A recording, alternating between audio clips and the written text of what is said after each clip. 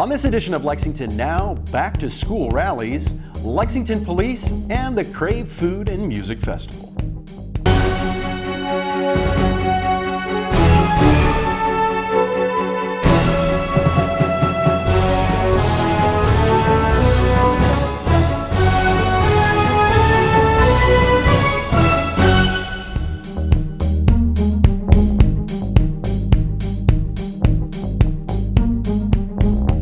I'm Neil Noah, and welcome to Lexington Now for the week of July 25th, 2022.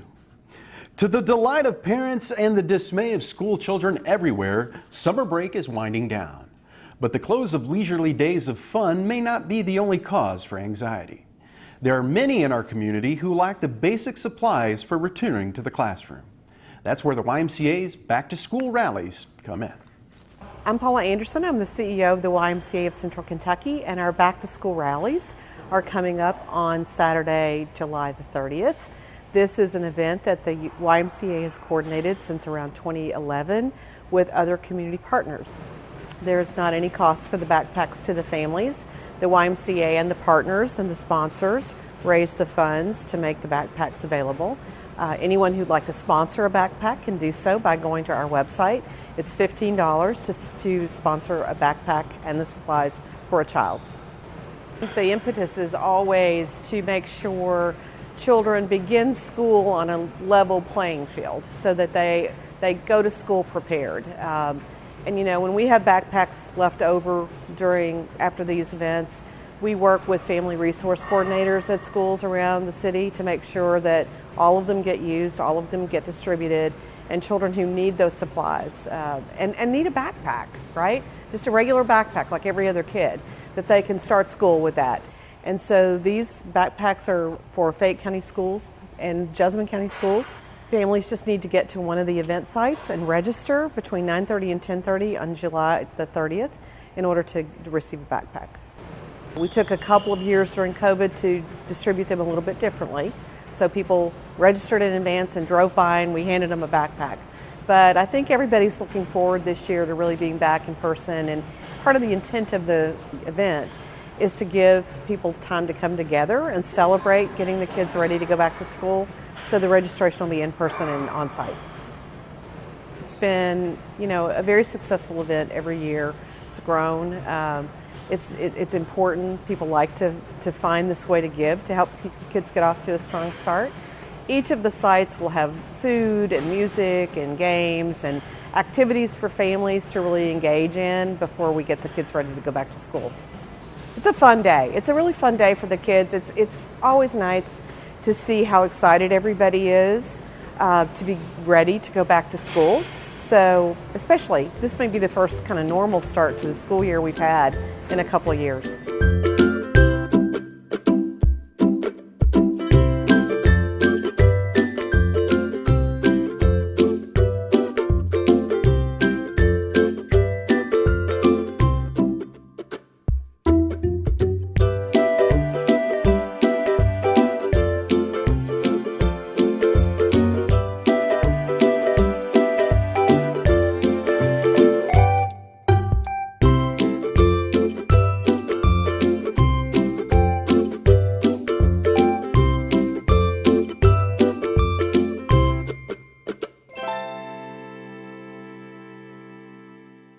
In this week's Public Safety Series, we catch up with our Division of Police. Well, I'm Jonathan Gist. I'm a police officer here with the Lexington Police Department. My name is Josh Choi. I'm a patrol officer for the Lexington Police Department. My name is Chase Hinderlight. I'm a police officer.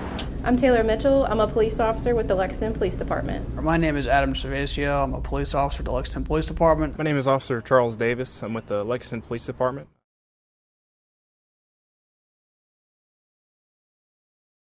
So the city's broken up into three sectors. You got East, Central, and West. All those sectors have a first, second, and third shift. I work Central Sector, first shift, so my hours are 7 a.m. to 5 p.m. I work Central Sector second shift. I start at 4 in the afternoon and work until 2 in the morning. I work third shift, which is between the hours of 10 p.m. to 8 a.m. Each sector has something called roll call. It's like a mini headquarters for us. From there, we go over the roster, what beat we're going to be assigned to for the day. From there, we can go over patrol briefing, which is essentially just a PowerPoint that kind of gives us persons of interest, vehicles of interest, events going on in the city that we should be aware of. Kind of lets us strategize on how we're going to be proactive and where we're going to be proactive.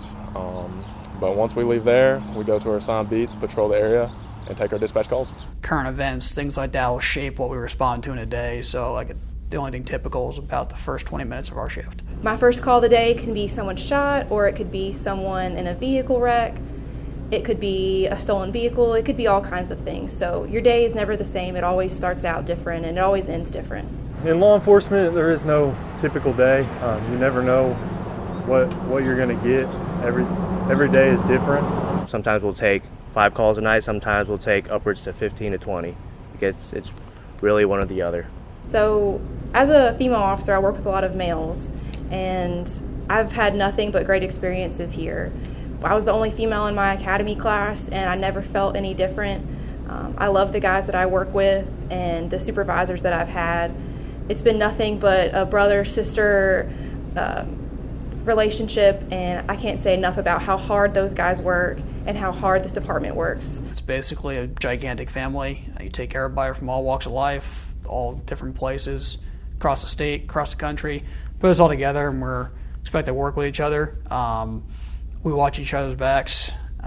I go home to my family at the end of every night because of my family I have here. From my experience, it's more of a family experience. It's really a brotherhood, sisterhood. And I feel that family and that camaraderie with the people that I work with. They've been sort of like a second family to me.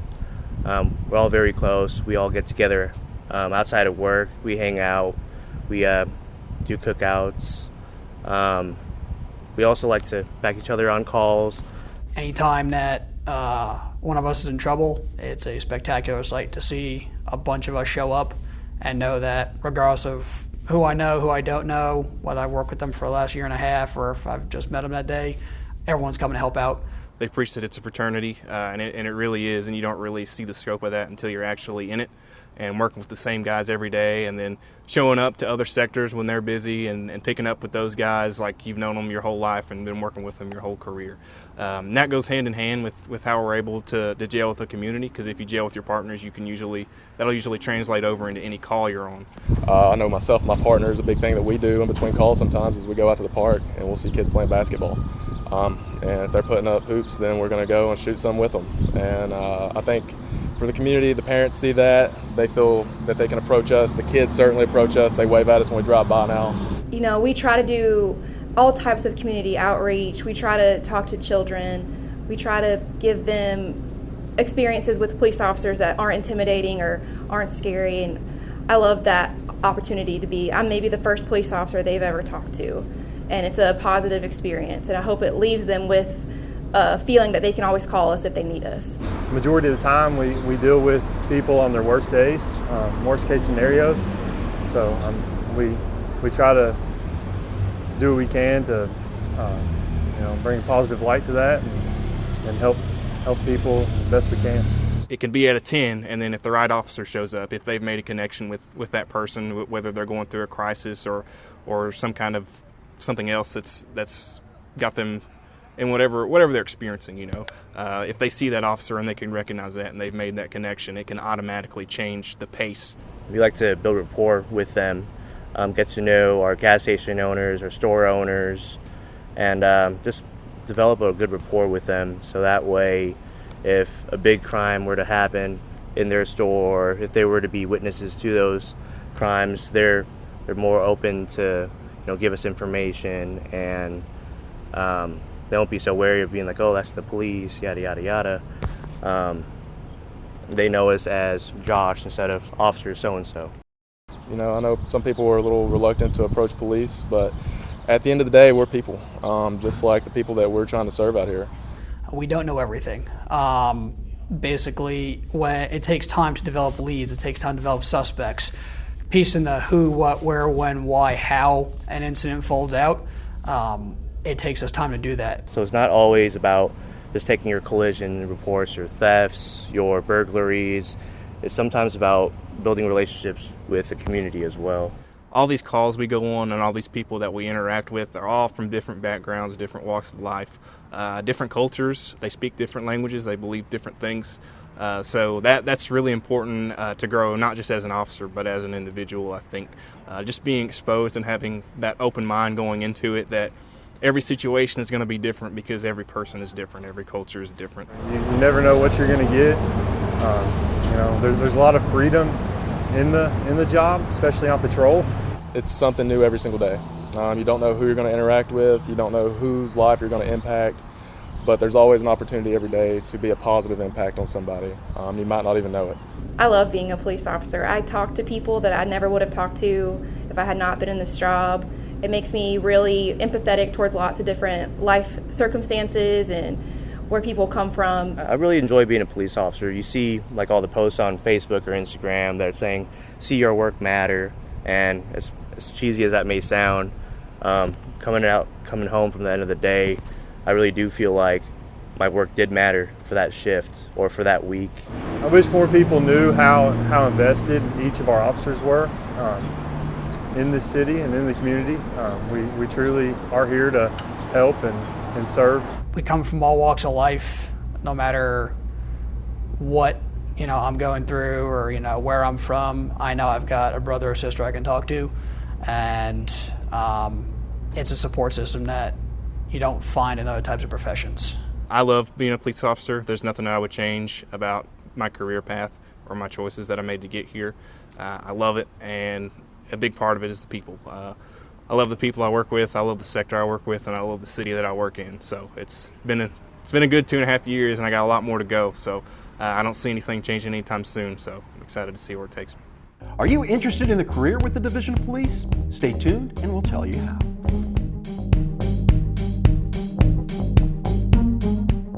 What's the next question we need to ask the lawn treatment company? Many lawn services mix in weed control with every treatment. It's really only needed in the spring when weeds are starting to grow. And that's fewer chemicals in our environment. Check. We're off for the park. You have all your supplies? I think I've got it all. Balls, stick to fetch, and a book. One more thing, bags. Lexington has great parks, so let's keep them clean. Right. Bag it, tie it, trash it every time. Exactly. It's that easy. Welcome back to Lexington Now. We continue our visit with Lexington Police with a look at how you can become an officer. The Lexington Police Department is now hiring. We are accepting applications. You can visit our website to find details on the application deadline and testing dates. It's joinlexpd.com.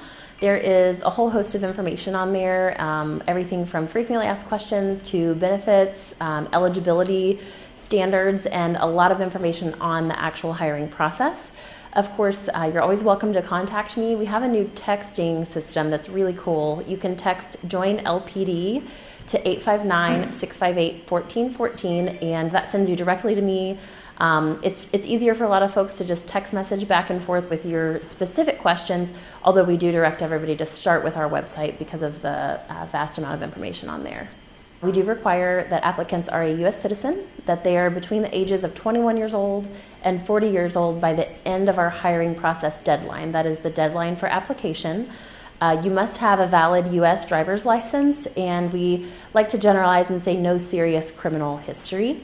We do allow tattoos at this time, although all tattoos are reviewed on an individual basis. So if you've got questions about your tattoos, feel free to contact me and I'm happy to help.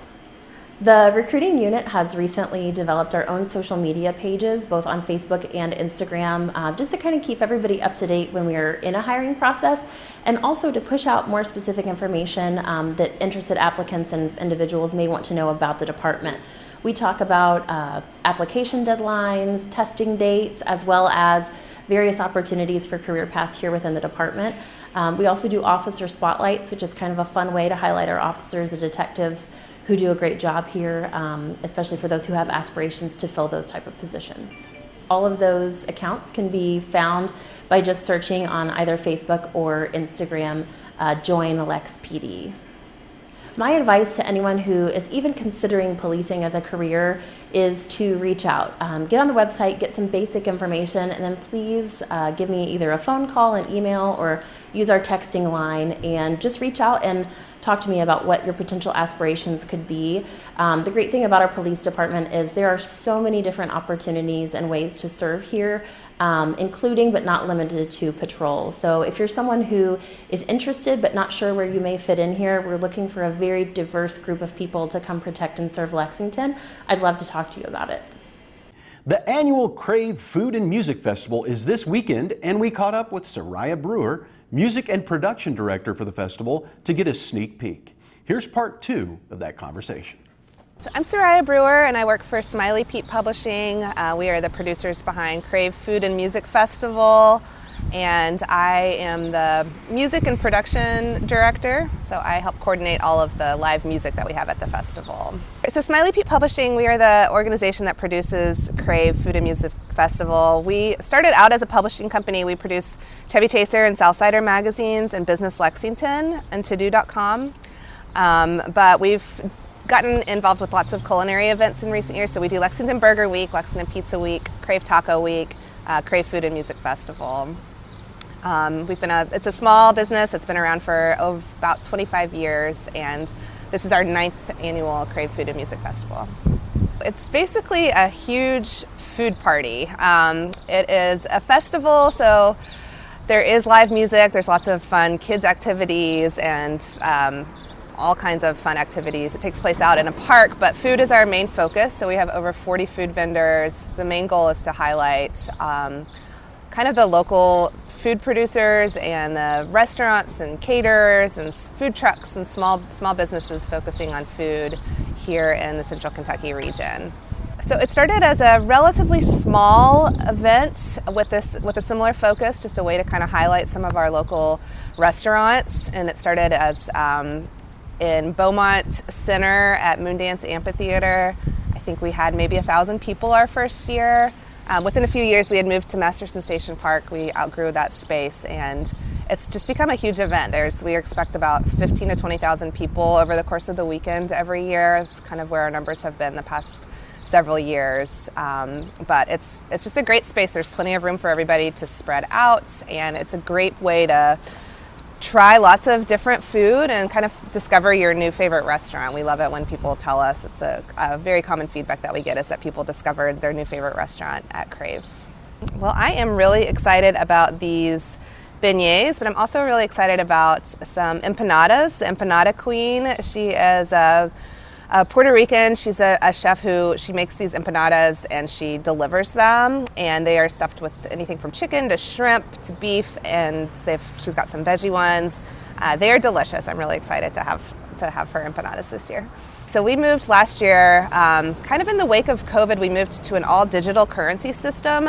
So you basically purchase CRAVE Bucks, digital CRAVE Bucks on your phone using the app or the website, and you just kind of scan a QR code. So there's no exchange of money or tickets. In the past, we had done paper food tickets that needed to be used, but this year it's just a way to keep things a little more streamlined, less contact, less time in lines, we're hoping. So yeah, we really encourage folks to check that out in advance to save a little bit of time at the festival, because you will need to kind of start an account to get your CRAVE Bucks. We are really excited to partner with all kinds of great folks. Kroger is our primary presenting sponsor, and they're just helping out with so much. They're really helping us with our CRAVE Kitchen stage, which is a stage where we have lots of food demos, culinary demos, cocktail demos. We have a Bloody Mary drag demo with a drag queen, Uma Jewel. We've got Jason Smith, who is a Food Network celebrity and a Kentucky native. He's going to be emceeing and also doing some food demos. So Kroger's really helping us set that whole thing up. We're working with WRFL, which is the local college radio station, to help present our music stage. We've got lots of beverage sponsors, Clark Distributing, Heaven Hill. We are just really, really grateful for all of our sponsors this year. CRAVE has always been an outdoor festival, which is, especially during this time where I think people are really preferring to be outdoors. There's still, kind of some uncertainties. It's just such a huge space. There's lots of room to socially distance. We have tables that are set up at a safe distance. People can bring their lawn chairs. We really recommend that people bring their lawn chairs to kind of set up their own space. And again, we try to kind of limit the contact with the food vendors. There's room for the lines to be spread out so that everybody feels safe. It's last year, during COVID, we did take a break in 2020, but last year I think it was one of the first events to come back online, and it just really felt like a safe event, you know, in the light of the pandemic. Yeah, so come on out to CRAVE Food and Music Festival, July 30th and 31st, and you can download the festival app at your local app store on your phone, and we also have lots of information at cravelexington.com. Council's summer recess continues, but there is still live meeting coverage to tell you about. And as always, you can catch the action here or streaming online. And remember, for the most accurate and up-to-date information on all city business, check out our website at lexingtonky.gov. Here's this week's meeting coverage.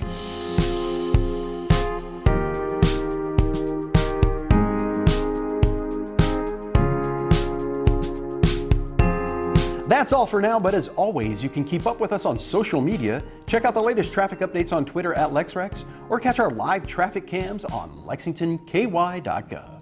For all of us at Lex TV, I'm Neil Noah, and that's it for now.